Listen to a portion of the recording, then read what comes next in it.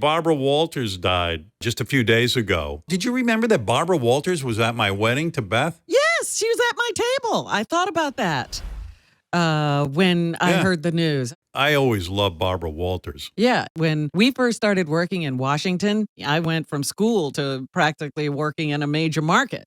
And I was like, I'm not ready for this. I can't, people keep offering me these jobs that I am not ready to handle.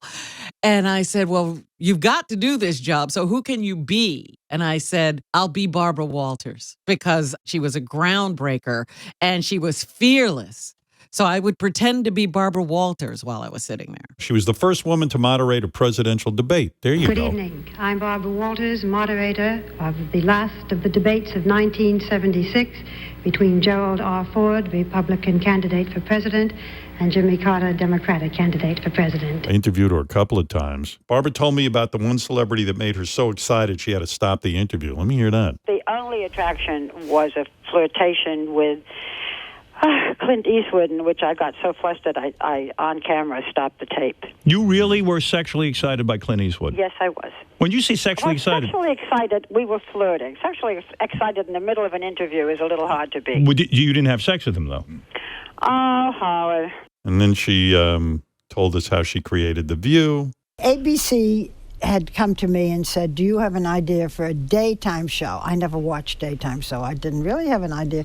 But I said I wanted to do a show, and in the back of my mind I had, with different women of different generations, just talking the way you would if you were sitting around, the way we are here, or at your breakfast table. And this was, today, it's done all the time.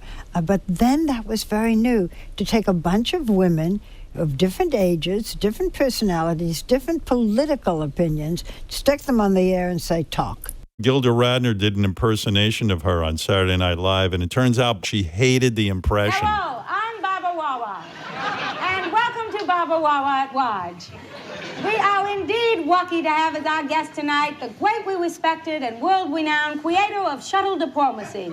Sometimes controversial, but to my mind, a really regular guy.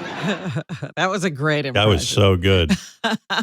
Yeah, she hated it. You know what surprised me when I was reading the notes was that she really was hurt by the Gilda Radner impression that Baba Wall was? Yeah. But you were hurt by Gilda Radner making fun of you. Well, I was, Bawa Wawa, until I walked one day into my daughter's bedroom and she was watching. And I stiffened, and she said, oh, Mommy, lighten up. And she did lighten up about it, because after Gilda died, Barbara Walters sent her husband, Gene Wilder, a note signed Baba Wawa. Legend. She will be missed.